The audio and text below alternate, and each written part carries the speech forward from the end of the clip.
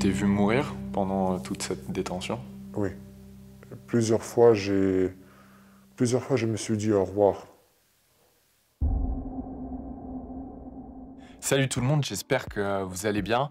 On se retrouve pour une vidéo avec un témoignage difficile qui peut choquer certaines personnes. Celui que vous allez entendre, c'est Alex, un fixeur ukrainien qui a été enlevé et torturé par l'armée russe au début de la guerre. Les fixeurs, je vous en parle très souvent dans mes vidéos à l'étranger, ce sont mes contacts sur le terrain, mes traducteurs, mes yeux, mes oreilles, et sans eux, en fait, je ne pourrais pas travailler. Ça faisait très longtemps que je voulais faire un documentaire sur ce métier, et je me suis vraiment décidé l'été dernier pour une raison particulière que je vous raconte à la fin de cette vidéo, et il y aura aussi le teaser de mon docu, donc voilà, restez bien jusqu'à la fin. Le témoignage d'Alex, il aurait pu être dans mon film, mais j'ai préféré vous le partager ici en longueur, parce que sinon il aurait été beaucoup plus court dans le docu, et il est tellement fort que ça aurait été dommage. Au début du mois de mars 2022, Alex bossait pour un média étranger et couvrait la guerre dans son pays.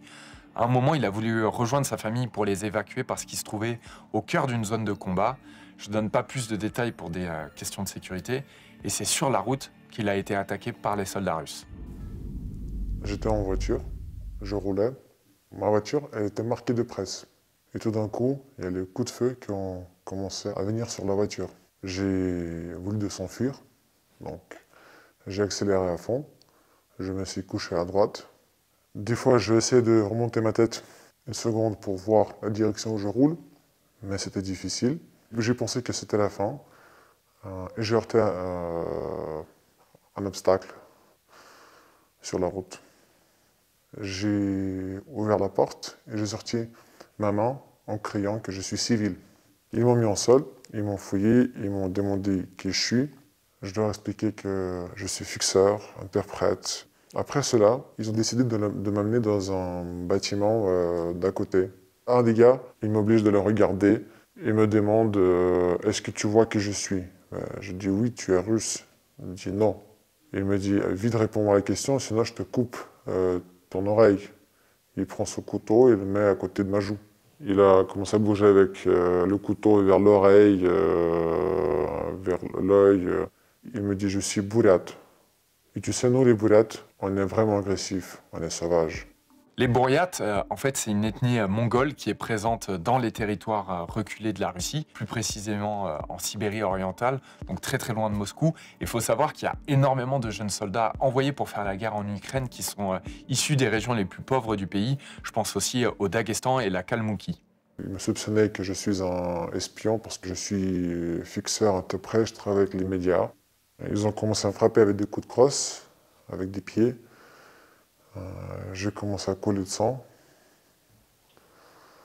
Après, donc, ils m'ont emmené vers une fosse où il y avait un chien abattu.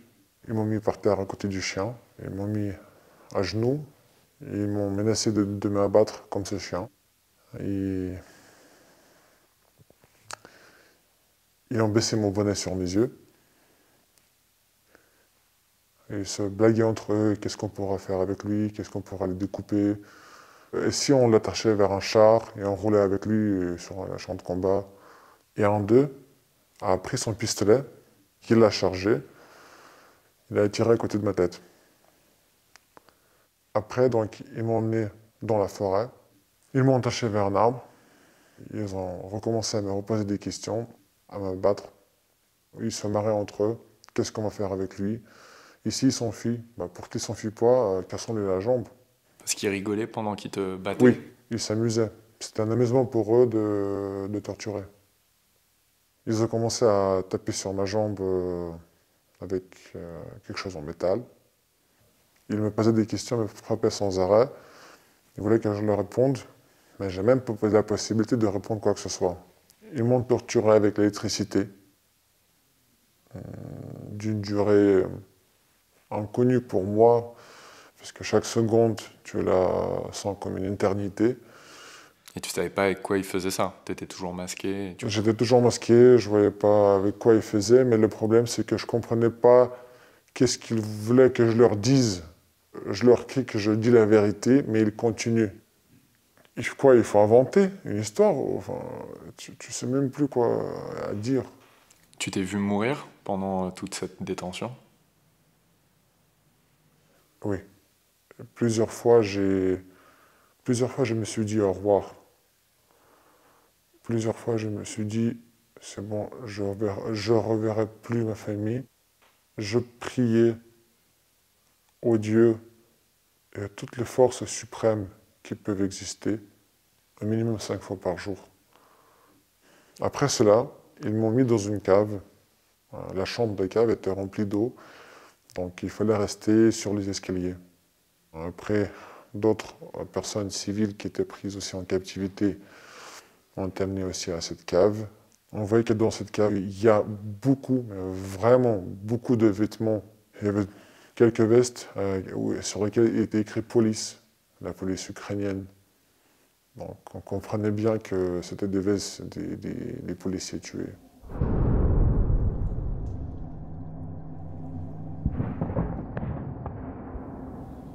Comment ça s'est passé, la libération? Ils nous ont mis dans des voitures civiles et on a roulé à peu près une quarantaine de minutes. D'un coup, la voiture s'arrête et on me dit bah, sors, compte jusqu'à 100, tu peux enlever après ton bonnet et aller où tu veux. Bah, je sors du véhicule, la voiture part, je compte jusqu'à 30, je lève mon bonnet et je vois que je suis vraiment tout seul. À droite, il y avait un champ sur lequel je voyais de près un hélicoptère abattu. Et à gauche, aussi un champ brûlé. Je ne savais pas où je suis. Et en fait, t'étais pas du tout sorti d'affaire à cet endroit-là. T'es en Non, plein milieu de la zone de combat. c'était une zone de combat, c'était une zone où ça tirait, on entendait des obus quelque part loin arriver. C'était une zone de conflit, c'était pas, même pas une zone grise, c'était totalement encore une zone occupée par les Russes. Donc en gros, j'étais relâché comme un lièvre dans un champ, et si j'ai de la chance, je survis. C'était ça l'idée. J'ai continué à marcher, je vois un carrefour avec une voiture civile défoncée. Et sur le carrefour, je rencontre de nouveau des soldats russes. Ils ne me voyaient pas encore, mais je lève mes mains et je crie bonjour. Les soldats sont en panique, ils ne comprennent pas qui je suis, et qui leur crie bonjour. Ils jettent leur pelle et prennent leur arme et courent vers moi. Et de nouveau, ça recommence, qui je suis, qu'est-ce que je fais là. Je leur raconte tout court l'histoire que je viens de les libérer. Ils ne comprennent pas, ils se reposent la question entre eux, mais pourquoi les autres ne l'ont pas abattu? Mais qu'est-ce que c'est cette connerie? Pourquoi on les relâche? Ça sert à quoi? Et là, j'ai de la chance, il y a 3 véhicules civils qui sortent d'un village avec des drapeaux blancs. Les gars arrêtent ces voitures, ces 3 voitures qui roulaient en colonne, et leur demandent bah, écoutez les gars, ou le prenez ou on le tue. Les premières 2 voitures refusent. Ils redemandent à la 3e voiture. Il y avait un monsieur, une femme et un enfant. Le monsieur, civil, Le père. le père, il me dit est-ce que ça te convient si on te ramène vers un village le plus proche, où il y a des civils? Je dis oui, tout me convient, juste prenez-moi. On a pris la route, je leur explique que je ne suis pas russe, je suis ukrainien, je ne suis pas militaire, ils n'ont rien à craindre, voilà, c'est juste un civil qui a eu la chance de survivre. C'est tout, comme eux. On arrive à un checkpoint russe, et ils ont commencé à approcher vers chaque véhicule pour voir les passagers de près. Et donc, le soldat, il contourne la voiture, il demande au père de famille qui je suis. Et le monsieur, il a menti, il a dit que c'est notre voisin. Et le soldat, il dit, bah ok, c'est bon, partez. Donc tout de même, Tu t'as sauvé la vie, là. cette père de famille, oui, m'a sauvé de nouveau ma vie. Il a menti aux soldats russes que je suis leur voisin. Comment t'as pu retrouver ta famille? J'ai demandé au gendarme un téléphone, j'ai appelé ma femme, j'ai dit que je suis vivant et que j'arrive à s'en sortir. Comment ça s'est passé, vos retrouvailles? C'est pas comme dans un film. C'est c'est silencieux. C'est silencieux et juste tu prends ta famille dans tes mains et tu veux les prendre tous en même temps. J'ai deux enfants. T'as ta femme qui te prend dans tes mains, t'as ton petit enfant qui court vers toi. On a commencé à sourire, à rire, à se dire qu'on s'aime. C'était émouvant. C'était émouvant. Tu comprends conscience que tu as de moi de la chance de voir, d'entendre que ton enfant, il te montre son nouveau jouet, il est heureux de partager son nouveau jouet avec son père. J'aurais pu ne plus entendre ces paroles. C'est quelque chose de très fort comme émotion. Si tu témoignais à visage découvert, à ton avis, qu'est-ce qui pourrait t'arriver? S'il y a des espions ou des traîtres qui sont ici, qui pourraient venir et se venger. À cause de ton témoignage. Exact. Voilà, j'espère que ce témoignage vous a intéressé. Alex, en vrai, c'est un véritable miraculé. Il devrait plus être là, il devrait faire partie de tous les journalistes qui ont été tués depuis le début du conflit. Déjà, au moment où on lui a tiré dessus quand il était en voiture, c'est le même scénario dans lequel plusieurs reporters ont perdu la vie là-bas. L'histoire d'Alex, c'est une histoire qui aurait pu arriver à tous les fixeurs qui travaillent dans des zones de conflit ou sur des sujets sensibles. Et c'est ça que je vous raconte dans le docu Fixeur qui est en ligne sur BrutX. Je vous mets le teaser. Tous ces gens sont dangereux. Sans un fixeur, tu peux rien faire ici. J'y allais, mais j'avais la peur au ventre. That's when you realize your life is in danger. Do you think foreign medias who have been working with a fixer have a responsibility in your security? Yeah, to be honest, yeah. You never know how close you are from death. It's my country, in the hell. A lot of fixers around the world lost their life. Anything can happen. Me he chingado a tres, compa. Tres periodistas. Snipers? Yeah. Okay. It was hard. For them, it's really easy to find us. Si on t'attaque, on m'attaque aussi. Toi, tu vas repartir en France. Moi, je vais rester. They're going to try to extract you. But you know, that's a word. That's the job we do.